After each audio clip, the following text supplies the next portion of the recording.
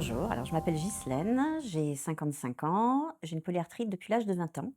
À l'époque, donc, j'étais étudiante en arts plastiques et au bout d'un moment, je me suis rendu compte qu'il y avait un petit souci parce que mes mains se recroquevillaient pour peindre, donc c'était un peu compliqué. Ça passait pas et ça commençait à devenir compliqué parce que les matins, les mâchoires se bloquaient. Donc déjeuner à la paille, c'était pas top. Je pouvais plus faire de vélo pour aller à mes cours d'art plastique. Et donc en fait, je suis allée voir, on m'a conseillé un rhumatologue. Je savais pas du tout ce que c'était. Et ce monsieur m'a pris en consultation, j'arrivais plus à marcher et on a commencé par une batterie d'examens. Et je me suis dit: «Bah, c'est bien, ça va c'est au mois de juin, ça va durer le temps de l'été et puis en septembre, c'est reparti pour mes études». Et là, pas du tout. Au bout d'une dizaine de jours, ils m'ont dit: «Voilà, vous avez une polyarthrite». Alors au début, je me suis dit: «Ça va durer 2 mois, le temps de l'été». Ensuite, je me suis dit: «Ça va durer 1 an». Je mets mes études entre parenthèses. Puis au bout d'un moment, je me suis dit: «Ça va durer quand même un petit peu plus longtemps».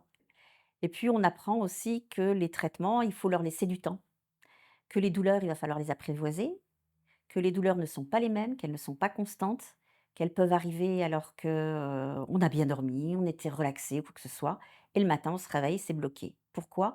Alors quand je veux faire un petit peu comprendre ma douleur, j'essaye de donner un exemple. Quand vous avez des crises de croissance, quand on est adolescent, quand on a les os qui tirent là, qui grandissent, on a ces douleurs-là. C'est des douleurs qui peuvent être très focalisées et qui à la fois vont se diffuser. On a l'impression d'une chaleur intense. Alors il y a des gens qui ressentent des picotements.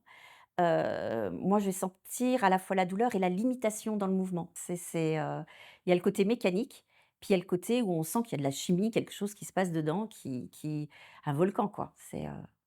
Pensez aux douleurs de croissance, c'est vraiment ça, quoi, quand ça tire dedans. Alors quand j'ai eu toutes ces douleurs qui sont arrivées, en fait, c'est vrai que je me suis bien rendu compte que ça allait pas pouvoir être possible de continuer, par exemple, mon avenir artistique. Et puis surtout, il y a une sorte de: «Qu'est-ce que ça va être après?» Voilà, tes études, tu as dû les arrêter. Qu'est-ce que tu vas travailler? Travailler pour un truc qui te plaît pas? Est-ce que tu vas pouvoir travailler? Mais qu'est-ce que va être l'avenir? Et je discutais avec plein de patients, ils disent: «Mais qu'est-ce que ça va être après? Et est-ce que je vais supporter d'avoir mal tout le temps?» En plus, pour moi, c'est très dur de dire: «J'ai mal». C'est pas un mot que je sais dire et puis tout le monde a mal. Tout le monde, ça devient une banalité. Sauf que j'ai mal constamment et le dire ne me soulage pas. Je dis: «Ben, tu as mal comme, imagine on t'arrache une dent, mais dans les épaules, dans les coudes, dans les mains, dans les articulations, que tu en arrives même à tout lâcher parce que, le poids d'un plateau, il est trop dur, trop lourd et que, bah, tu as plus de vaisselle».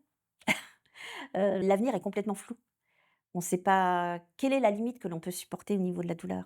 Alors on apprend à prioriser les choses. C'est vrai que pour moi, le fait de peindre, c'est important, donc je mets tout en place. Moi, je pense qu'il est vachement important, c'est d'avoir une activité de plaisir. Le corps nous fait mal, il fait mal constamment. Je pense qu'en faisant une activité de plaisir, ce corps qui fait tellement mal nous donne la satisfaction d'avoir quand même du plaisir. Je vois quand je peins, je dis: «C'est très rigolo d'avoir, des mains aussi foutues et aussi tordues et de réussir à faire des tableaux aussi jolis». Maintenant, il y a plein de choses que je peux pas faire, tout ce qui est, on va dire, allez, jardinage.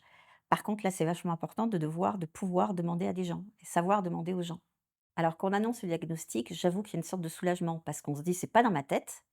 Parce que ces douleurs, elles se voient pas. Surtout qu'à l'époque, à 20 ans, mes déformations que j'ai actuellement au niveau des mains ne se voyaient pas. Puis même par rapport à l'entourage, la famille, voilà, il y a un mot, elle a une maladie. Puis bien sûr, ils voient bien quand je boite ou quand je casse plein de choses ou quand j'arrive pas, je demande de l'aide pour couper ma viande ou des choses comme ça. Encore que maintenant, j'arrive en disant aujourd'hui c'est un jour sans. Et le fait d'avoir justement un nom va pouvoir me faire me rapprocher d'autres personnes qui éventuellement ont cette pathologie également, quoi. Alors moi, la première fois que j'ai rencontré l'Andar, c'était dans le cadre d'une formation pour être ce qu'on appelle patient expert. Là, j'ai rencontré plein de gens qui étaient comme moi. Des gens qui avaient le même vocabulaire que moi, qui ressentaient, mais instinctivement, ce que je pouvais dire. Quand je dis que j'ai mal ou que je n'arrive pas ou que j'ai tel mais pour eux, c'est une évidence. Ouais, je comprends, je sais. Mais le jour de cette formation, j'ai craqué. J'ai pleuré comme c'était pas possible de enfin pouvoir vider mon sac auprès de gens qui comprennent. On a un truc qu'on maîtrise pas, qui est cette douleur constante, cette fatigue, cette maladie qui est là et je prends ça moi comme un outil. C'est un outil que j'utilise pour communiquer, pour partager avec les gens, pour, aider ceux qui viennent d'apprendre, donner leurs trucs et des astuces, leur apprendre à gérer la fatigue, à bien prendre des traitements, à communiquer sur tout ce qui peut exister au niveau de l'association et c'est vachement important en fait d'avoir une sorte de collectif. Alors si vous venez d'apprendre que vous avez une maladie, c'est très important d'une part d'être bien rigoureux par rapport à la prise de vos médicaments, mais également de vous ouvrir aux autres. Et on ne maîtrise bien que ce qu'on connaît bien, et par le biais des associations et entre autres par le biais de l'ANDAR, vous pouvez avoir une connaissance et surtout une reconnaissance par d'autres personnes qui font partie de cette communauté, avec qui vous allez pouvoir échanger vous allez pouvoir partager et surtout apprendre énormément. Apprendre des gens qui vivent les mêmes choses que vous, en même temps que vous et qui vous comprennent sans pour autant vous ayez de longues explications à leur donner.